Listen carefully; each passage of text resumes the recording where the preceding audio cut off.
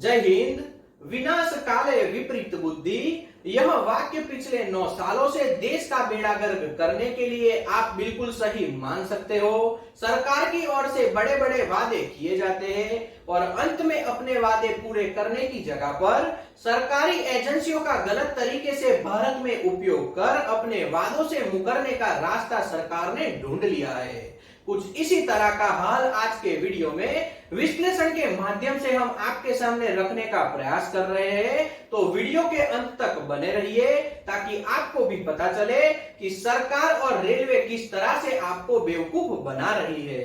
जब से सरकार सत्ता में आई तब से देश को बदलने की कोशिश बहुत तेज गति से शुरू हुई और साथ ही साथ लोगों को दिए वादों के अनुसार अपने रास्ते से भटकने की भी शुरुआत हुई और कहीं ना कहीं इसी बात का नतीजा है कि आज लोगों में बहुत गुस्सा दिखाई देता है, लेकिन आवाज उठाने की शक्ति या क्षमता किसी के पास भी नहीं बची और जितने लोगों के द्वारा आवाज उठाने की कोशिश होती रही उन सभी को डरा धमकाकर या जेल के पीछे ले जाकर उसको चुप करवाने की कोशिश सरकार के द्वारा होती रही। पिछले 70 वर्षों से भारत में जो रेलवे के इंजन चलते आ रहे थे उसे पिछले 9 वर्षों में बदलने की सरकार की और रेलवे की ओर से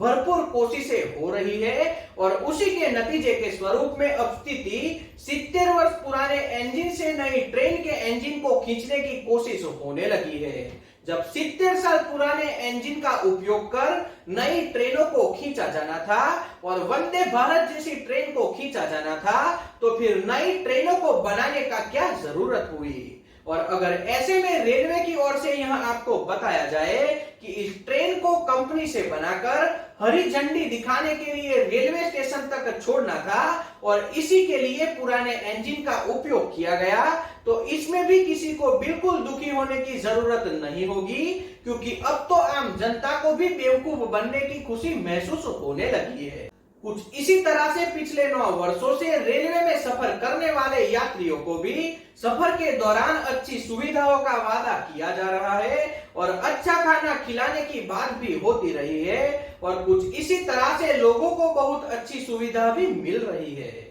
वंदे भारत जैसी नई ट्रेनों में यात्रियों को बदबूदार खाना परोसा जा रहा है। बहुत अच्छे तरीके से बदबूदार खाना खाने वाले यात्रियों को बेवकूफ बनाने की कोशिश हो रही है, लेकिन रेलवे में से सुनवाई करने के लिए कोई भी नहीं दिखाई देता। अब तो जनाब हाल ऐसा हो चुका है कि रेलवे में सफर के दौरान अगर आप रेलवे को कंप्लेंट करते हो कि आपको जो सुविधाएं मिलनी चाहिए वह रेलवे की ओर से नहीं दी जाती, तो चुनी हुई सरकार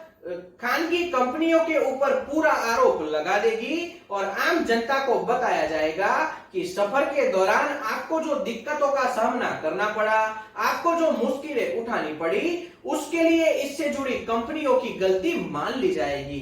क्योंकि कुछ इसी तर्ज पर रेलवे में सभी ट्रेनों को बेचा जा रहा है या फिर किसी कंपनी को चलाने के लिए दे दिया जा रहा है और एक बार रेलवे किसी खानगी कंपनी को चलाने के लिए ट्रेन को सौंप देता है, तो ऐसे में गलत पाए जाने पर उसके खिलाफ मात्र नोटिस भेजी जाएगी, लेकिन जनता को किसी भी तरह का फायदा पहुंचाने के लिए सरकार के पास अब क्षमता नहीं बचेगी। तो यही समझ लीजिए कि आप जिस सरकार को चुनकर सत्ता में बिठाते हो यह देश के संसाधन को बेचते जाएंगे। फिर बिके हुए संसाधन के विषय में आप अगर कोई कंप्लेंट दर्ज करवाओगे तो सरकार की ओर से यह बताया जाएगा कि यह संसाधन तो किसी खानगी कंपनी को बेच दिया गया है, यानी कि सरकार का इसमें कोई भी हस्तक्षेप नहीं होगा, तो आप उसी कंपनी के खिलाफ कंप्लेंट दर्ज करवाइए क्योंकि सरकार इसमें कुछ भी नहीं कर सकती। तो एक तरह से चुनावी प्रक्रिया को भी भारत में बंद कर देना चाहिए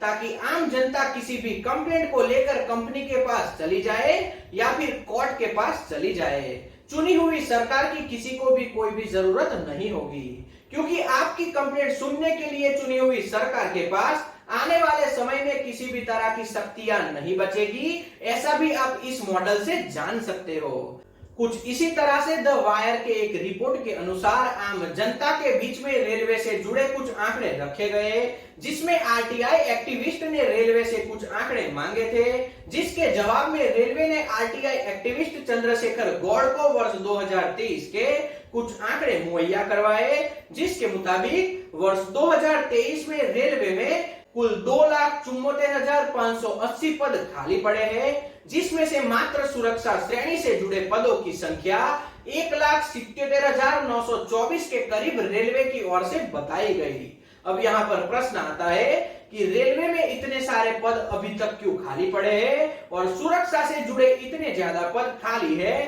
तो रेलवे में सुरक्षा कैसे महसूस होगी, यात्रियों को सुरक्षा कैसे महसूस होगी। तो इसके जवाब में भी रेलवे ने अपना स्पष्टीकरण भी दिया है और रेलवे ने आंकड़ों के जरिए बताया है कि रेलवे में सुरक्षा से जुड़े कुल पद 9,82,037 के करीब है, जिसमें से वर्ष 2023 तक 8,04,113 पद पर कर्मचारी कार्य कर रहे हैं और मात्र 1,77,924 पद ही खाली है। यानी रेलवे का कहना है कि जितने पद खाली पड़े हैं उससे बहुत अधिक कर्मचारी रेलवे में सुरक्षा कारणों से कार्यरत है और कर्मचारी से रेलवे में संपूर्ण सुरक्षा महसूस हो रही है। तो यहाँ पर हमें समझना चाहिए कि रेलवे में करीब 2.5 लाख से ज्यादा पद अब तक खाली पड़े हैं और रेलवे ने जिस आंकड़ों के जरिए बताया उसके मुताबिक रेलवे में सुरक्षा से जुड़े कर्मचारी के जितने पद खाली पड़े हैं और जितने पद कर्मचारी कार्यरत है उतने कर्मचारी से रेलवे क्या काम करवा सकती है और लोगों को क्या सुरक्षा मुहैया करवाई जा सकती है।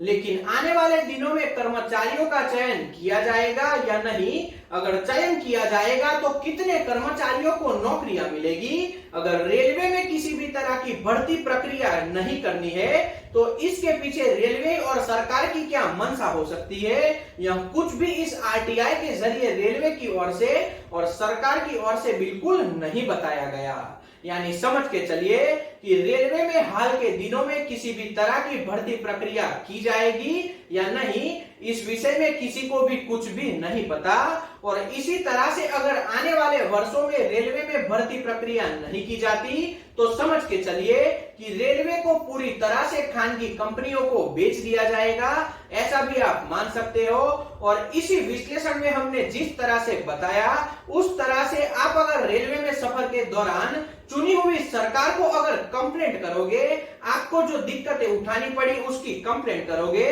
तो शायद हो सकता है कि सरकार की ओर से आपको बताया जाए कि इस ट्रेन को हमने बेच दिया है, तो आप उस ट्रेन चलाने वाली कंपनी को जाकर कंप्लेंट दर्ज करवाइए, इसमें हम कुछ भी मदद नहीं कर सकते, ऐसा सरकार आने वाले समय में शायद कह भी सकती है। अब इसी तरह का कुछ हाल आने वाले वर्षों में दिखाई दे तो इसमें किसी को भी शक बिल्कुल नहीं होना चाहिए, क्योंकि चुनी हुई सरकार को हम देश के संसाधनों को बचाने के लिए सत्ता में लाते हैं। अगर उन्हीं के द्वारा इस संसाधनों को बेचा जाने लगे तो सबसे पहली गलती तो हम हमारी खुद की ही मान सकते हैं, क्योंकि हमने ही चुनाव में वोट देकर इनको सत्ता में बिठाया था, तो हमें हमारी गलती को स्वीकार करना चाहिए। दोस्तों, हम अगर 10 रुपए की कोई चीज खरीदने के लिए मार्केट चले जाते हैं तो उसमें भी बहुत सी कमियां और खामियां निकालते हैं और हो सके इतनी अच्छी चीज खरीदकर अपने घर में लेकर आते हैं। कुछ इसी तरह का हाल जब देश में चुनाव किए जाए तब भी हमें ध्यान में रखकर चुनाव में वोट देना चाहिए, ताकि हमारे देश को बचाया जा सके और हमारी आने वाली पीढ़ी को भी बचाया जा सके।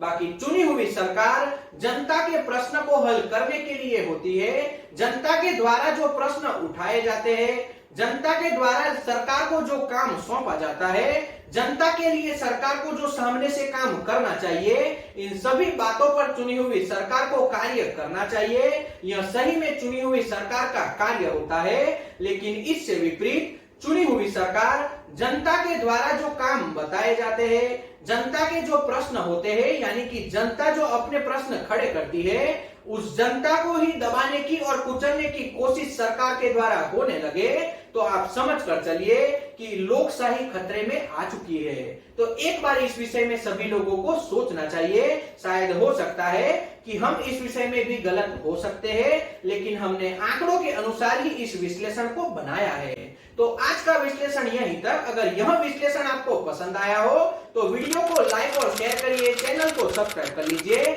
और घंटी के बटन को दबाना बिल्कुल न भूले, ताकि आने वाले वीडियो का नोटिफिकेशन आपको सबसे पहले मिल सके। तो आज का विश्लेषण यहीं तक। जय हिंद।